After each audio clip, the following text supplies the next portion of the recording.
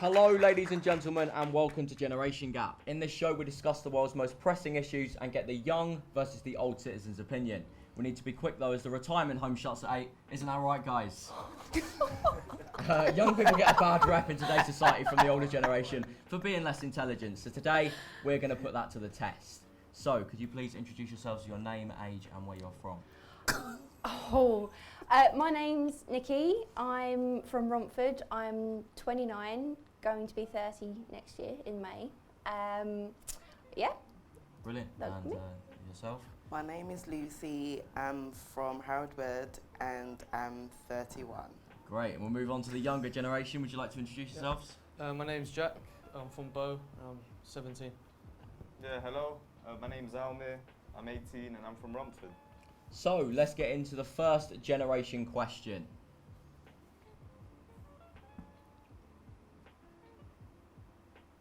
Of discipline.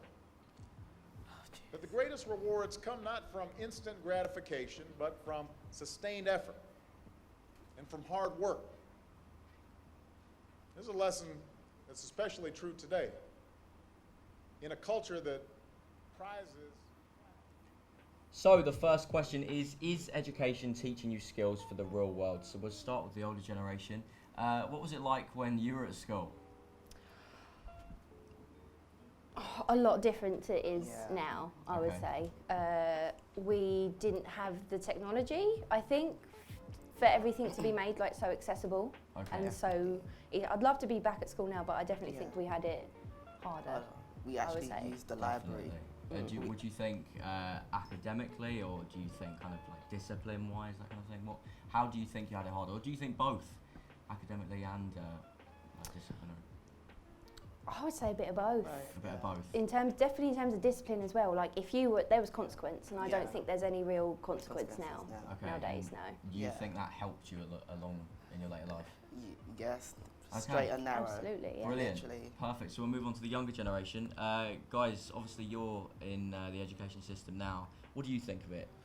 To be honest, I think it does teach you skills from the outside world, because you've got to realise lessons in place now such as citizenship, religious studies allow us to learn about the world. Citizenship allows you to know about politics and the things that are changing over time, so we can keep up to date with what's going on. Yeah. Religious studies, obviously religion's a big factor, science against religion. Yeah. Some people are religious in this world, so learning about the ethics of what they follow allows us to respect other people and what they believe in. Okay. And yourself, Armin? Yeah, for a career standpoint, I do believe that the education system is somewhat important that we have implemented nowadays. But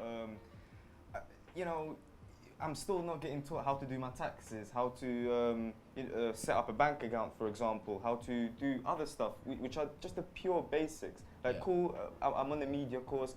I have a narrow view of my career, what my career is going to be, but I still don't know how to do the basics. Like, So, Nikki, you mentioned technology earlier. Do you think, because obviously we have Google now, so things like taxes, you can just Google it. Do you think the younger generation are lazy for that? Absolutely. Yeah. Yeah. Definitely. Yeah. Yeah. You think that they Yes. could just Google it, right? It's Absolutely. I mean, I know I myself went on to work out credit card APR and how much you can borrow it over like extended periods of time, all those kind of things.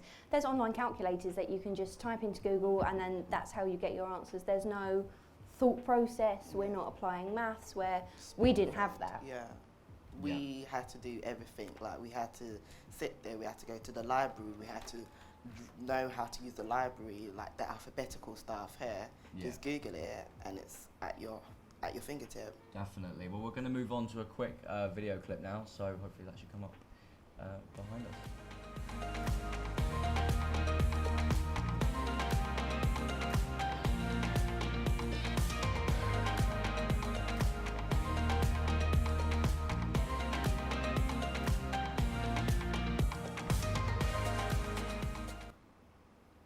So that clip there, it showed the classroom, it showed the technology that you guys have. Do you think you guys are lazy and you undervalue the technology that you have now because you've been brought up with it?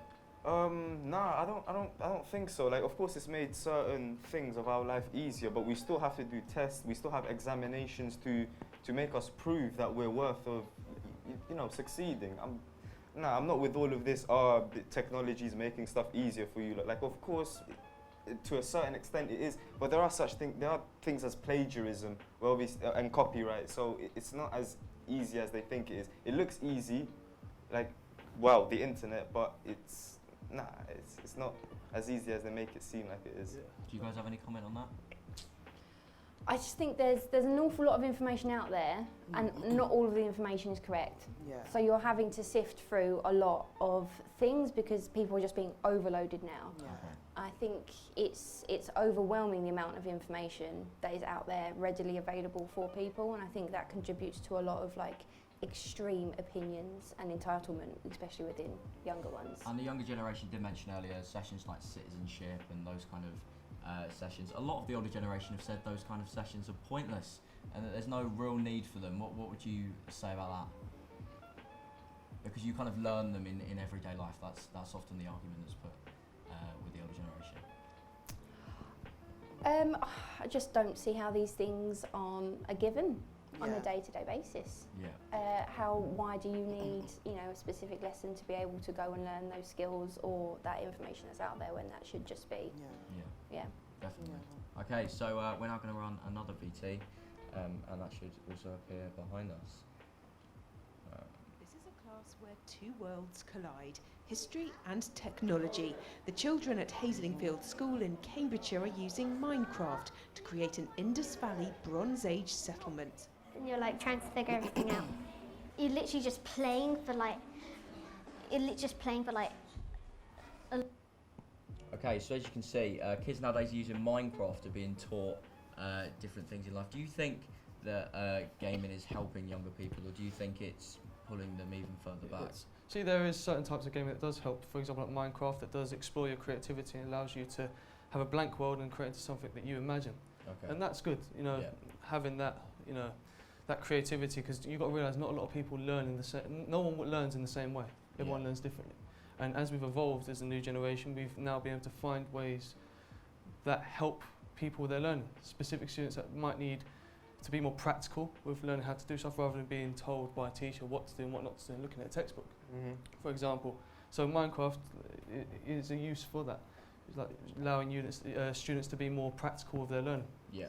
Okay. Do you think it's just a massive waste of time playing games when students should be going back to like the books and things like that? Do you think that helps more them doing that, or do you think that gaming is bringing the younger generation back and not necessarily pushing them forward? I think to some extent, I do think gaming brings them back, because this is when game addiction becomes something where, where I was growing up, it was only textbooks, and even the computers, we had dial-up. So like in order to even get on the computer, on the internet, it's like you had to wait for the phone to be free because it was using the same socket, if that makes sense, which that's what I grew up with. But then the younger generation, I'm the eldest of 5, they're like, my little sisters would be like, oh yeah, we use the iPad in lesson. I'm just like, I wasn't used to that. I was used to writing, because things even like writing will improve your writing skills. Like these are the sort of stuff I personally feel that is still very important. Whereas if it's computer and Minecraft, that's when you become addicted to stuff, or you start losing the normal skills of writing because you always rely on the computer. Like at this moment, I don't think there's a lot of people who can remember telephone numbers, who can actually like write a letter to someone, how to write a letter, or any of those things, because now it's just done by email, or your phone's got everything. Like you don't have to use all those. Yeah, I'm guilty. I don't know how to write a letter. Yeah. So we're now going to bring up a quick news article that's being written about education with the old and the young. So UK academics face furious backlash for encouraging students to vote. Do you think you guys are mature enough to vote yet? Or if you were 16, for example, do you think that that's a mature age to vote? Do you think you know that much by then? Well, from personal experience, like how I was when I was 16, I don't think I should have been allowed to vote. Okay. Right now that I'm 18, I think I have a more stable mindset. So yeah, I think 18 should be the age to vote, actually, not 16. Yeah. The world's moving on. You've got to think, younger people are, in fact, learning more about the world, because like you said, technology is evolving. Yeah. It's allowing us to be more accessible to what's going on around us. So 18, I think, is quite a sustainable age to use Yeah, I agree. for voting. Mhm. Because yeah. A lot of the older generation have said that it should be up to 21 because people are still living at home and they're influenced quite heavily by their parents for who they should vote for, and by the different media pages they follow and things like that. What do you guys think of that? Do you think it should be up to 21? Do you think they're not mature enough yet to vote? I think my only concern is actually sometimes I think when you're younger you're swayed towards extreme opinions on Yeah. either end, and that context and the nuance in between can get lost. And especially with things like Twitter, where it's just this, everyone's throwing out opinions left, right, and centre, and it's being bombarded with opinions left, right, and centre. That's where people start to identify with, especially if they're feeling a bit lost socially or economically. People drift towards the extreme sides of a spectrum of opinions because they're thinking, right, well, I can identify with this, therefore it's applicable to me, and this is what is going to be my opinion. And that context and the nuance, all in between that, it gets lost. So you think younger people are heavily influenced by these things, yes? So Oh, massively, yeah. Massively, yeah. Yeah. What do you guys think? Do you think you guys are quite easily influenced when it comes to these kind of things? With some stuff, yeah, I can understand that why people think, you know, we're heavily influenced with things because we're still known as students, you know, growing. But if we look at things that, for example, in where I'm from, my borough, Tower Hamlets, we have this thing called a young mayor, which is under the age of 18. And you've got to think, people like these people have done wonders. These young people have done wonders for our borough. We're like the second poorest borough in the UK. So you've got to think the stuff that they've had such a balanced mindset, thinking of both sides. What do the people want and what do the young people want? Yeah. They haven't swayed it towards any idea thinking, oh, this is what I want, this is what I'm going to go for. They've actually thought about it as a whole. So I feel like young people can have a balanced mindset, and I don't know if you would agree with that. Yeah, no, I completely agree. Yeah, you agree. I think, do you not think subconsciously though, even if they're not aware of it, they're still being led by this avenue where it's through parents or through the media that they listen to or something like that? Yeah, I do think so.